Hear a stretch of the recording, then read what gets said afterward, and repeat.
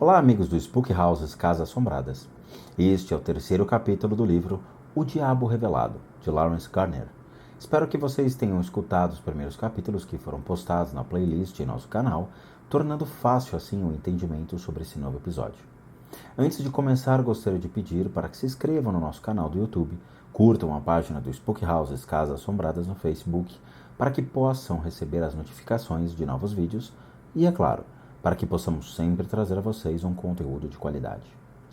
Bom, sentem-se, acomodem-se e se preparem para muitas descobertas interessantes. Bons sustos a todos! Nesse novo episódio, Lawrence nos remete à necessidade da Igreja Católica em reescrever algumas das histórias do Antigo Testamento, dando assim uma maior participação do diabo nas Escrituras. Infelizmente, a história de Adão e Eva foi a primeira a passar por tal reforma. Uma prova disso encontra-se na famosa história da serpente do Éden, sendo essa descrita de forma vaga e pouco definida no Gênesis.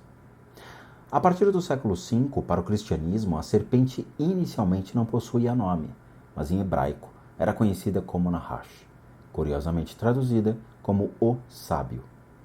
Anos depois, tal interpretação foi alterada pelos escribas e acabou tornando-se Satanás, o diabo.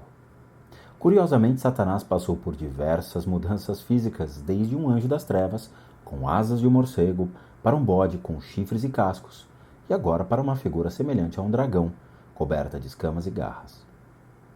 Bom, a transição da serpente para o diabo foi facilitada em um primeiro momento por uma história conhecida como Moses Apocalipse, escrita em fins do século I a.C., e tratava-se de um manuscrito curto sobre Adão e Eva após sua expulsão do jardim. Nessa obra, o diabo e a serpente aparecem como entidades separadas. Alguns anos depois, no século I, surgiu uma versão revisada desta obra. Ela ficou conhecida em latim como Vita Adae et Evae, a vida de Adão e Eva. Nessa adaptação, o diabo e a serpente foram combinados em um só personagem. O cenário agora estava completo e era chegada a hora de reescrever completamente a história de Adão e Eva. Enquanto o relato bíblico sobre a expulsão do Éden se dá em apenas 1.900 palavras, a nova versão cristã possuía 33.000 palavras divididas entre 79 capítulos. O curioso é que, em outras obras sobre o gênero escrita, remete à ideia de que Satanás poderia até ter possuído a serpente. De muitas formas, tais versões sobre a origem de Adão e Eva conseguiu surtir o efeito desejado, estabelecer uma base de operações para Satanás, a partir da qual ele poderia promover sua violenta campanha. Mas para que tudo isso acontecesse, perderam-se o encantamento celestial dos guardiões e dos Néflins, como visto no capítulo anterior. Não havendo nada de etéreo ou transcendental nesse novo personagem, que agia mais como um vizinho grosseiro do que como um anjo caído. Ele não era sombrio, nem sinistro, e não era nada aterrorizante. Mas acredito que o maior questionamento foi observado nos textos do Antigo Testamento, da Bíblia hebraica, sendo esse composto por 2.570 passagens que mencionam o termo deuses, ou Elohim. Mas na Bíblia cristã, a maior parte foi substituída para o singular, Deus. Isso é observado pela passagem na Bíblia do rei James. Deus se levanta na congregação dos poderosos, ele julga entre os deuses. O mais interessante é a passagem quando Adão comeu o fruto do conhecimento.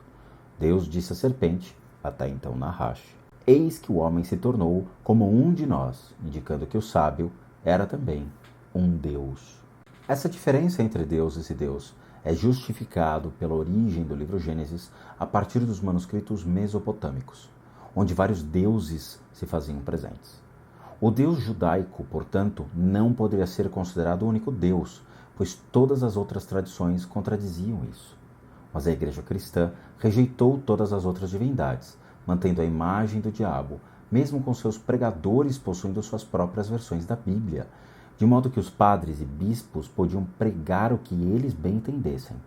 Além disso, poucos ousavam questionar a autoridade da Igreja e, por conta disso, a problemática em torno do diabo foi basicamente ignorada. Para sanar parte do questionamento, em 1215, foi estabelecido um decreto pelo Quarto Concílio de Latrão, o qual afirmava que, no início, Deus criou dois tipos de criaturas, as espirituais e as corpóreas. E ainda, o diabo e outros demônios foram criados por Deus, bons por natureza, mas eles se fizeram a si mesmos malignos. Como observado pelo texto original, Diabolus enim ali demonis adio quid naturi creati sunt boni, sed ipsis per se facti sunt mali. Bom, até certo ponto essa doutrina foi bem sucedida, mas havia um problema. A descrição reportada referente aos anjos, ao qual fazia jus a seres espirituais puros, desprovidos de corpo, essa descrição simplesmente não era compatível com os anjos do Antigo Testamento, que eram figuras materialmente vivas e presentes.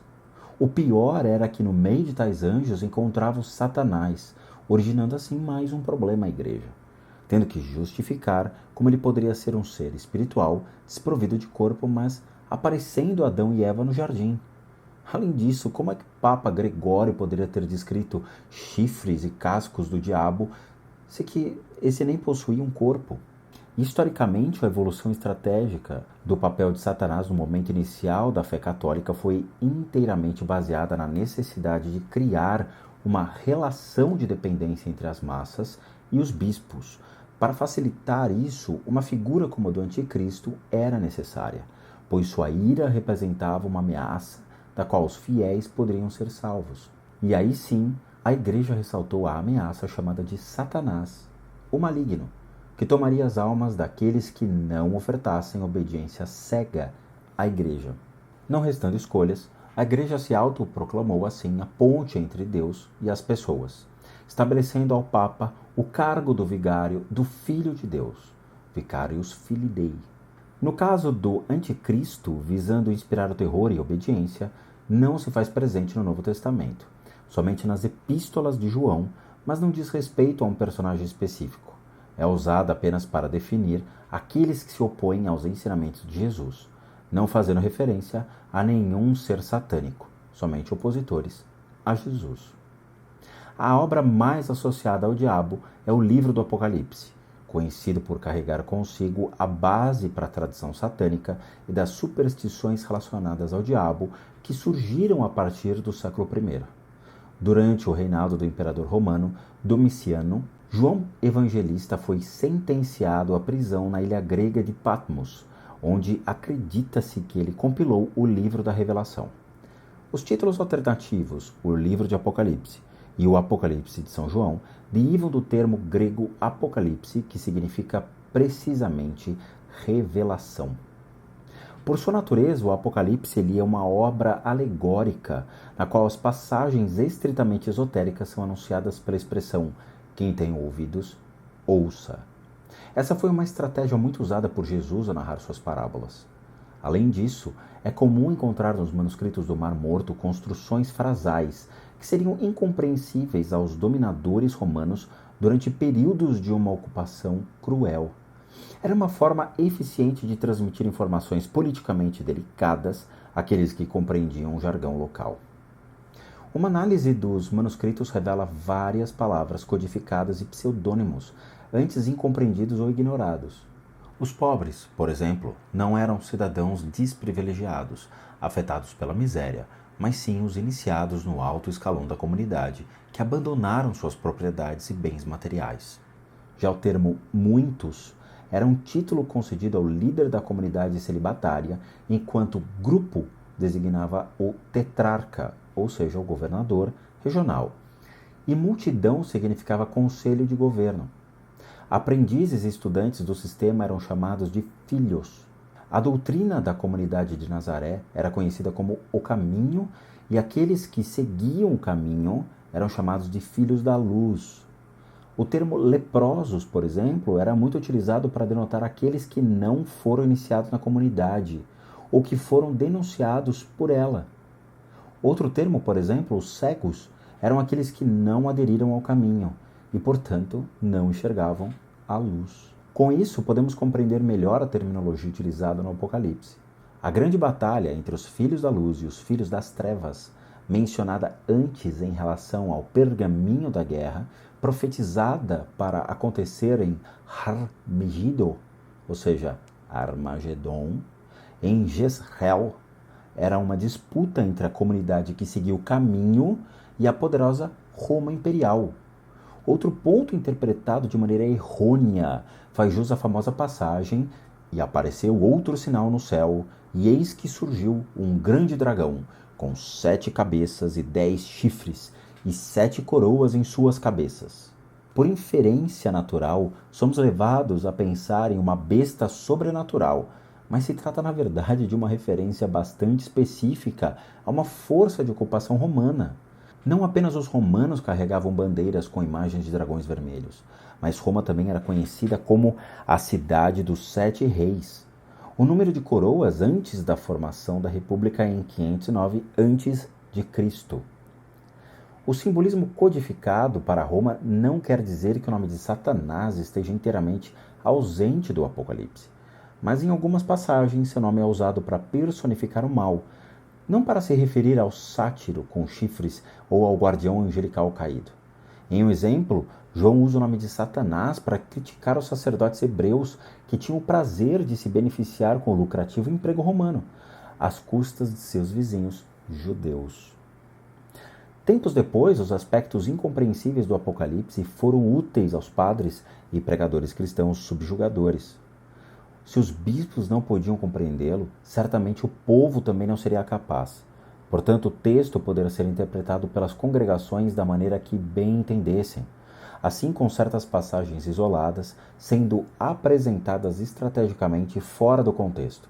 O Apocalipse foi transformado em uma assustadora proclamação de presságios e destruição, a ferramenta de ameaça, intimação e controle definitiva.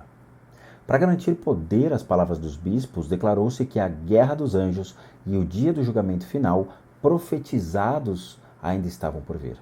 Aqueles que obedecessem às regras da igreja teriam o direito de entrar no reino dos céus, de acordo com o Vaticano. O resto seria condenado à danação eterna no inferno. Insinua-se que o terrível fim de todas as coisas seria causado pelo diabo e a única rota de salvação era a obediência absoluta às regras de Roma. Essa estratégia provou ser uma das manobras políticas mais engenhosas já criadas, e essa doutrina ardilosa está em vigor até os dias de hoje. Bom, meus amigos do canal, espero que tenham gostado do 3º capítulo desse incrível livro e vejo vocês no próximo episódio, quando falaremos sobre o reinado de terror. Grande abraços e bons sustos a todos!